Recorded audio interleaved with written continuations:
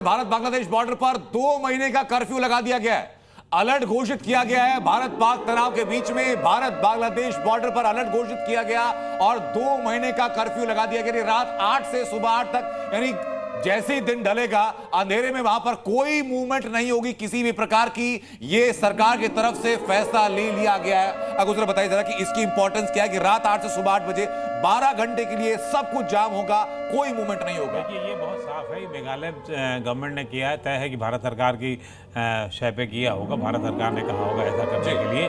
और क्योंकि बांग्लादेश में इस समय जो तनाव चल रहे हैं, वैसे मेरा मानना ये है कि अब तक की 24 घंटे की जो गतिविधियां रही हैं उससे बांग्लादेश को समझ में आ गया होगा कि उसकी औकात क्या है, उसका किस तरीके की उसकी स्थिति है। बिल्कुल। भारत के 15 शहरों को पाकिस्तान ने निशाना बनाने की कोशिश की, लेकिन भारत का अचूक हथियार S-400 एयर डिफेंस सिस्टम हर एक पाकिस्तानी मिसाइल को खत्म करने में कारगर फिर साबित हुआ।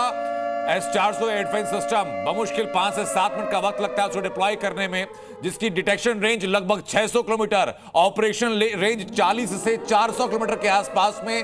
उसने पाकिस्तान की इन सभी मिसाइलों को नेस्तनाबूद किया। और खास बात यह कि स्ट्रेटेजिक तरीके से पाकिस्तान ने भारत में उन रिहायशी इलाकों को टारगेट करने की कोशिश की जिनकी स्ट्रेटेजिकल इंपॉर्टेंस बहुत ज्यादा है, लेकिन उसी का जवाब देते हुए भारत की तरफ से उसकी सिर्फ हर एक मिसाइल को खत्म किया गया। और अकुल श्रीवास्तव सर, मैं आपका इस पे कमेंट चाहूंगा। मुझे बताइए कि भारत ने पाकिस्तान के अंदर पीओके के अंदर जो जो इलाके पर अटैक किया वो सारे आतंकवादी ठिकाने थे, वो सारे मरकज थे, वो सारे कैंप थे, लेकिन पाकिस्तान की तरफ से रिटेलिएशन आ रहा है वो रिहायशी इलाकों के ऊपर इसलिए आ रहा है रिटेलिएशन। उसको पता है कि भारत में इन इलाकों पे करने पर एक दहशत फैल सकती है, एक लोगों में भगदड़ महसूस हो सकती है, जबकि भारतीय इस तरीके के हैं नहीं। उन इलाके, वो पंजाब का वो इलाका जहां आज से कुछ वर्ष पहले तक आतंकवाद झेला था और उन लोगों ने खुद करके सामने आ गए थे और आतंकवाद के विरोध में। तो दूसरे देश के आतंक के खिलाफ तो वो बिल्कुल मर जाने वाले जीवट लोग हैं और बिल्कुल खुले दिल से लड़ाई लड़ने वाले हैं। तो वो ऐसा कुछ नहीं होने। अगर मान लीजिए एक आध जगह इनकी सफल भी हो जाती जो होनी नहीं थी, तो भी कुछ ऐसा उनको हमारे को नुकसान नहीं होना था।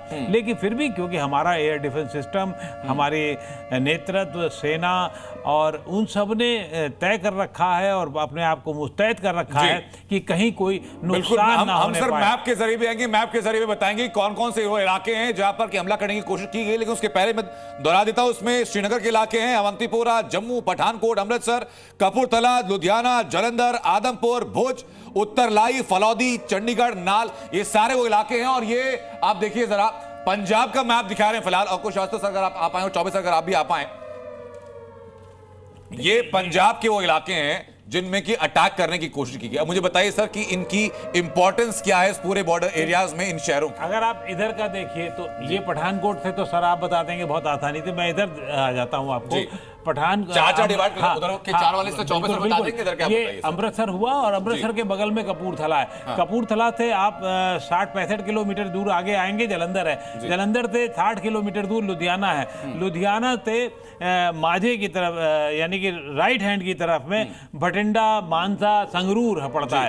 तो ये सब उसी के इलाके में। और लुधियाना से ही आगे जाने पर आपको अंबाला आता है, चंडीगढ़, अंबाला। तो चंडीगढ़, अंबाला, कैंट। तो वो वहां अंबाला जो है इसलिए बहुत महत्वपूर्ण है कि एयरबेस का बहुत बड़ा सेंटर अंबाला में है। अंबाला से पूरा ये नॉर्दर्न रीजन कवर किया जाता है। जी जी बिल्कुल ठीक है। 24 सर जी अनंत, नीचे से ऊपर उठते हुए आदमपुर सर्वविदित है, इंपॉर्टेंट एयरफोर्स बेस है जी। इस पे अटैक होना जलंधर के पास है ये जी। उसके ऊपर चढ़े चंडीगढ़। चंडीगढ़ जो है वो कैपिटल है। कैपिटल एक सिंबॉलिक होता है आपका पावर सेंटर का। आप उस पे अटैक करते हैं, इसका मतलब आपने उसके पावर सेंटर पे अटैक कर दिया। It is one of the most well developed cities of the country. बिल्कुल, पाकिस्तान हमेशा इसकी मिसाल देता है। वेल डेवलप्ड, वेल प्लान्ड इलाका जी। तो वो हमेशा मिसाल देता है। इनके पास भी एक शहर है जो कि वेल प्लान्ड है, वो चंडीगढ़ है, जिसके नाम पे ये बात करते हैं। ऐसे पाकिस्तान में चर्चा होती है। थोड़ा ऊपर बढ़े, अमृतसर बॉर्डरिंग डिस्ट्रिक्ट है, कैपिटल है पंजाब प्रांत का। यहाँ पर एक बहुत बड़ा तीर्थ स्थल है, सिंबॉलिक है हमारी एक पार का, एक शक्ति का, सिख धर्म का। उस पर अटैक। पठानकोट भी है जी जी। पठानकोट एक इंपॉर्टेंट जंक्शन है पूरे देश का, जो कि भारत को जम्मू कश्मीर से जोड़ता है। जी। तो एक सामरिक दृष्टि से ये सारे ठिकाने बहुत बहुत आवश्यक है। और ये आवश्यक होने के साथ साथ बहुत बड़े रिहायशी इलाके भी हैं। यहाँ पर सब पाकिस्तान दिमाग लगाया लेकिन किसी काम के ना आया। अब मैं सर अगला मैप दिखाता हूँ।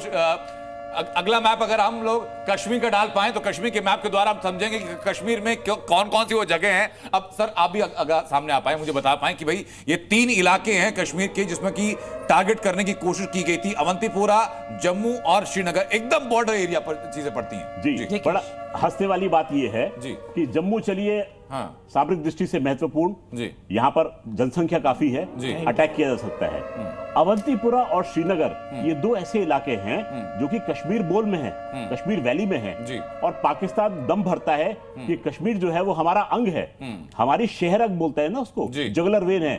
कोई ऐसा मूर्ख देखा है आपने जो अपनी खुद शहर को काटने की कोशिश करता है? पाकिस्तान है ना सर, पाकिस्तान है। प्रत्यक्षम किम प्रमाणम, सामने चीजें आ रही हैं। बिल्कुल, प्रत्यक्षम किम प्रमाणम, भाई सही बोला आपने। देखिए, श्रीनगर जो है कैपिटल है जी उस जम्मू एंड कश्मीर का जिसको वो अपना बताता है, तो इसलिए वो उनके लिए इम्पोर्टेंट है अटैक करने के लिए। जम्मू जो है, जम्मू में हमारा बहुत बड़ा कैंट है आर्मी का। ठीक है।